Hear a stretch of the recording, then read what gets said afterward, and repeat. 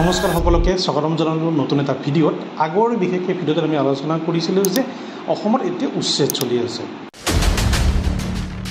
আজিৰ এই বিষয়বস্তু এইটোৱেই যে মুখ্যমন্ত্ৰীগৰাকীয়ে নতুন এখন জিলাত নতুন এটা অঞ্চলত উচ্ছেদ চলাৰ কথা যোৱাকালি ঘোষণা কৰিছে। এতিয়া এই জেগাখনতনো কিনো আচলতে পৰিৱৰ্তন ঘটিছে, কোনখিনি ঠাইত বেদখল কৰিছে তাৰ বিষয়ে আজিৰ এই ভিডিঅ'টোত আমি আলোচনা কৰিম। তো যিবিলাকে নতুন আমাৰ এই ভিডিঅ'টোত আহিছে, ভিডিঅ'টো চাবলৈ লৈছে, এটা কথা জনাই থওঁ, মই এখন কম্পিউটাৰ ইনষ্টিটিউট ইয়াতে মই কোৰ্চ অফাৰ কৰোঁ। তো এই কোৰ্চসমূহ হৈছে বিশেষকৈ DCA, ADCA আৰু PGDCA এনেকুৱা বিভিন্ন ধৰণৰ কম্পিউটাৰ কোৰ্চসমূহ। যিবিলাকে কম্পিউটাৰ শিকিম বুলি ভাবি আছে, তলত এটা মই নম্বৰ দিছোঁ, নম্বৰটো যোগাযোগ কৰি কোনটো পাঠ্যক্ৰমটো আপোনালোকৰ কাৰণে বেষ্ট হ'ব, কোনটো পাঠ্যক্ৰম কৰিলে আপোনালোকে স্কিল হ'ব পাৰিব, কাৰণ এতিয়াতো স্কিল অবিহনে কোনো ক্ষেত্ৰতে আগবাঢ়িব নোৱাৰে। চাকৰি কৰিবৰ কাৰণে বহুতে যত্ন কৰি আছে, কিন্তু এটা চাকৰি পাবৰ কাৰণে 3-4 বছৰ পৰ্যন্ত লাগে। গতিকে ব্যক্তিগত খণ্ডৰ যদি আপোনালোকে কাম কিবা এটা বিচাৰিছে, তেতিয়াহ'লে কম্পিউটাৰ জনাটো আজিৰ দিনত বহুত দৰকাৰ। সেইকাৰণে কম্পিউটাৰ শিকাটো উচিত। আৰু কম্পিউটাৰৰ বিভিন্ন ধৰণৰ পাঠ্যক্ৰম আছে, যেনেকৈ DCA diploma computer application, ADCA advance diploma computer application, PGDCA post graduate computer application. এই পাঠ্যক্ৰমসমূহ এডমিশ্যন চলি আছে। আৰু যিবিলাকে প্ৰফেশ্যনেল কোৰ্চ ল'ব বিচাৰে, যেনেকৈ গ্ৰাফিক ডিজাইন, ডিজিটেল মাৰ্কেটিং, তেতিয়াহ'লেও এই তলৰ কণ্টেক্ট নম্বৰটোত যোগাযোগ কৰিব পাৰে। এতিয়া আমি মেইন টপিকলৈ আহিছোঁ। আপোনালোকে গমেই পায় অসমখন হৈছে এখন প্ৰাকৃতিক সৌন্দৰ্যৰে ভৰপূৰ কৰিছেনে। অসমত এতিয়া মাত্ৰ 19% আচলতে এই গছ গছনি অৰ্থাৎ সংৰক্ষিত বনাঞ্চল আছে, আৰু যি 32% আচলতে একচুৱেলি থাকিব লাগে, কিন্তু এতিয়া আছে 19%। মই ইয়াৰ যিটো ৰেফাৰেঞ্চ সেইটো তলত মই লগাই দিম। চ' এই 19% যে আছে, ইয়াক সংৰক্ষণ কৰাটো কিন্তু যথেষ্টখিনি এতিয়া দৰকাৰ হয়। কাৰণ আমাৰ অসমৰ চাৰিওপিনে হয়তো নদ নদী গ'লে দেখাই পায়, যদি আপুনি এখন ধুনীয়াকৈ বাছত উঠে, উজনিত কোনোবা এখন অঞ্চলত যায়, তেতিয়াহ'লে দুপিনে দেখা পায় ডাঙৰ পথাৰ, গছ গছনিৰে ভৰপূৰ কিছুমান অঞ্চল। কিন্তু এই অঞ্চলসমূহতো এতিয়া ভাবুকি আহি হৈছে যে বেদখল হৈ আছে। বেদখল মানে 100 বিঘা বা 200 বিঘা নহয়, 2000 বিঘা 3000 বিঘা পৰ্যন্ত মাটি কি হৈছে বেদখল হৈ আছে। তো এই বেদখলসমূহে আচলতে অসম চৰকাৰে মুকলি কৰিবৰ কাৰণে যত্ন কৰি আছে। বিশেষকৈ বিভিন্ন কথাসমূহত হয়তো আপোনালোকে মন কৰিছে যে কৈ আছে যে বাংলাদেশী মুক্ত এখন অসম আচলতে গঢ়িবৰ কাৰণে যত্ন কৰি আছে। কিন্তু মই নিজৰ ব্যক্তিগত ফালৰ পৰা তেনেকৈ কথাষাৰ অকণমান নকওঁ। মই কওঁ বনাঞ্চল আচলতে মুক্ত কৰি আছে। কাৰণ এয়া যি অৰ্ডাৰ, এয়া আচলতে মুখ্যমন্ত্ৰীয়ে যেতিয়া হাইকোৰ্টত, আমাৰ অসম চৰকাৰে যেতিয়া হাইকোৰ্টত গৈছে, হাইকোৰ্টৰ ফালৰ পৰা যিটো পাছ কৰিছে, তাত বাংলাদেশ বুলি নহয়, এটা বনাঞ্চল যি আছে, যে ফৰেষ্ট যিবিলাক অঞ্চল, সংৰক্ষিত অঞ্চল, সেই অঞ্চলসমূহে মুক্ত কৰিব দিছে। কাৰণ যদি বাংলাদেশী হ'লহেঁতেন বা অবৈধ যদি সেই নাগৰিকত্ব হ'লহেঁতেন, নিশ্চয় সেইসকলক বাংলাদেশ বা অন্য যি ঠাইত এইটোতে পঠিয়াই দিলেহেঁতেন। কিন্তু এতিয়ালৈকে আমি তেনেকুৱা দেখা নাই। আমি দেখা পাইছোঁ যে তাৰ পৰা কোনোবা এটা অঞ্চলৰ পৰা তাক পঠিয়াই দিছে। সিহঁতে হয়তো পূৰ্বতে পূব বংগ বুলি হয়তো আছিলে, কিন্তু এতিয়া কাগজে পত্ৰ সিহঁতে কি হৈছে ভাৰতীয় হৈছে। গতিকে ভাৰতীয় হয়, কিন্তু সিহঁতৰ এটা প্ৰৱণতা আছে যে নিজৰ অঞ্চলৰ পৰা গৈ অন্য এটা অঞ্চলত মাটি দখল কৰি সেই অঞ্চলতে অৰ্থনৈতিকভাৱে কিছু টনকিয়াল হয়, আৰু তাৰপিছত সেই অঞ্চলৰ যিটো ফটবেক সেইটো চেঞ্জ কৰি দিয়ে। এতিয়া আহিছোঁ আজিৰ ভিডিঅ'টোৰ মেইন টপিকলৈ। সেয়া হৈছে আমাৰ গোটেই যি অসমখন, এই অসমখন যদি চহকী, সেয়া একমাত্ৰ হৈছে চাহপাত আৰু এশিঙীয়া গড়ৰ কাৰণে।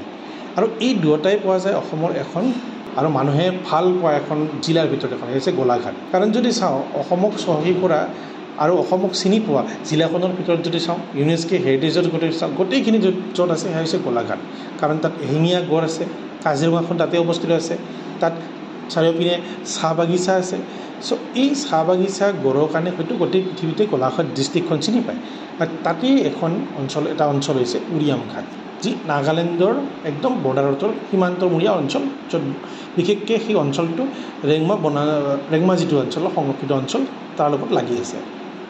আগতে সেই ৰেংমাক হয়তো এটা জনজাতি নাম হয়, আৰু সেই ৰেংমা যিটো জনজাতি, সেয়া নাগালেণ্ড আৰু অসম দুয়োটা মূৰতে একলগ হৈ আছিলে। সেই উৰিয়াম ঘাটতে দেখা গৈছে যে কালি সংবাদমেলত মুখ্যমন্ত্ৰীয়ে প্ৰকাশ কৰিছে এখন ভয়ানক তথ্য, যে তাত এখন ফৰেষ্ট মানে সংৰক্ষিত বনাঞ্চলত থাকিব লাগে শাল গছ, চেগুন গছ, আম, কঁঠাল, নিম গছ, বাট তাত আছে কি তামোল গছ। এতিয়া বহুতে ক'ব তামোল গছ থকাটো উচিত, হয় তামোল গছ থকাটো বাণিজ্যিকভাৱে তামোল গছ চাৰিওপিনে থকাটো উচিত। কিন্তু যদি এখন বনাঞ্চলত এখন চাৰিওপিনে বনাঞ্চলত শাল গছ চেগুন গছৰ পৰিৱৰ্তে যদি তামোল গছ থাকে নিশ্চয় তেতিয়াহ'লে চিন্তনীয় কথা হ'ব। আৰু মুখ্যমন্ত্ৰীয়ে কোৱা মতে সেইটো অঞ্চলতে, কাৰণ আমি যিখিনি চ'ৰ্চ পাই আছোঁ, বিশেষকৈ মই যিখিনি চ'ৰ্চ পাই আছোঁ এতিয়ালৈকে, মই বিভিন্ন ধৰণৰ পেপাৰ কাটিং চাইছোঁ বা বিভিন্ন ধৰণৰ বাতৰিসমূহ পঢ়িয়েতো দিছোঁ তাত, কাৰণ মই এটা ইউটিউব চেনেল চলাওঁ।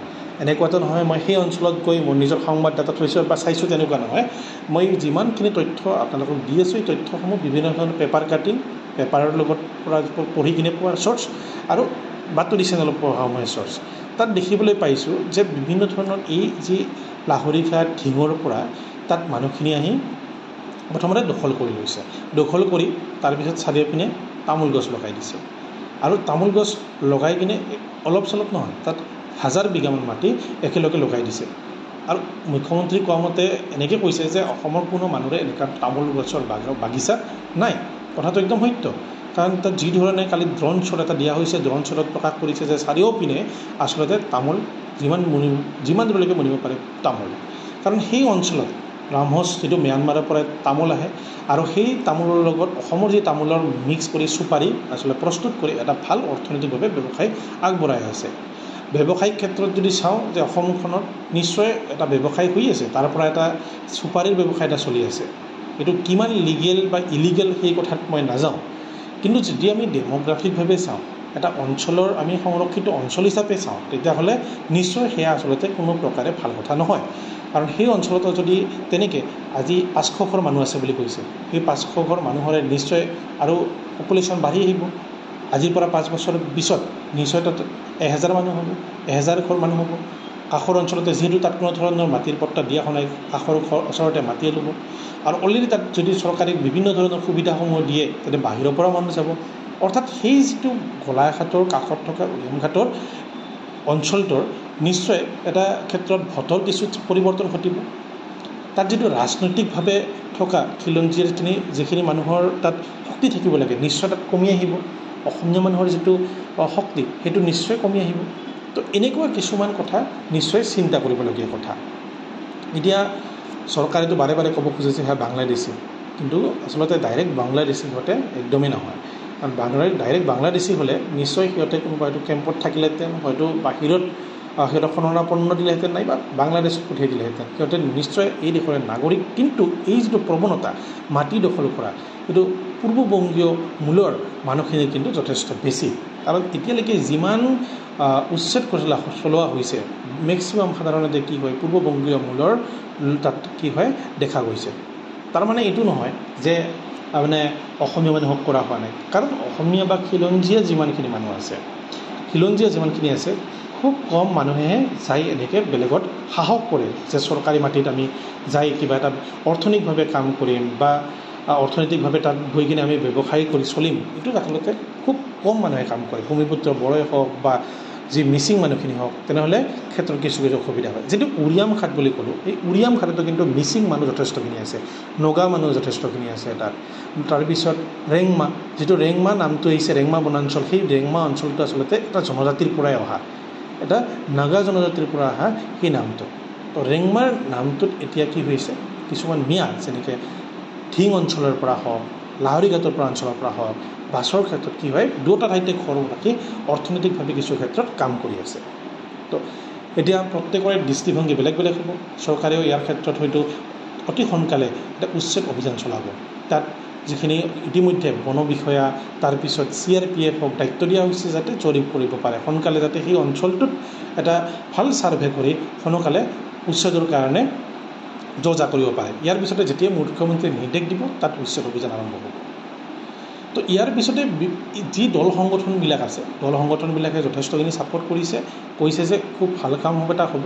কাৰণ উজনি অসমতো যদি এনেকৈ ধৰণৰ প্ৰব্ৰজন হৈ আহে বা দখল কৰিবলৈ আহে, তেতিয়াহ'লে সেই অঞ্চলত থকা মিচিং, নগা বা অসমীয়া খিলঞ্জীয়া যিখিনি তাত মানুহ, সেইখিনি মানুহৰ যথেষ্টখিনি অসুবিধা হ'ব, অৰ্থনৈতিকভাৱেও আৰু ৰাজনৈতিকভাৱেও। আৰু কিছুমান কথা ওলাইছে যে চৰকাৰত থকা কিছুমান মন্ত্ৰীও এই যিখিনি প্ৰব্ৰজনকাৰীসকলক বা বেদখলকাৰীসকলক সহায় কৰি আহিছে। লগতে 3জনৰ ৰেঞ্জাৰৰ কথা কৈছে, এতিয়ালৈকে নাম কোৱা নাই। আৰু সেই নামসমূহ যেতিয়া মুকলি হ'ব, সিহঁতৰ কিয় আচলতে মুখ্যমন্ত্ৰীয়ে কৈছে যে এক অনুসন্ধান চলাব। তো এইখিনি আছিলে বিশেষকৈ কথা। আজিৰ ভিডিঅ'টোত নেক্সট এটা ভিডিঅ'ত নতুন এটা বিষয়বস্তু লৈ আহিম আজিৰ ভিডিঅ'টোত ইমানখিনি থাকিলে ধন্যবাদ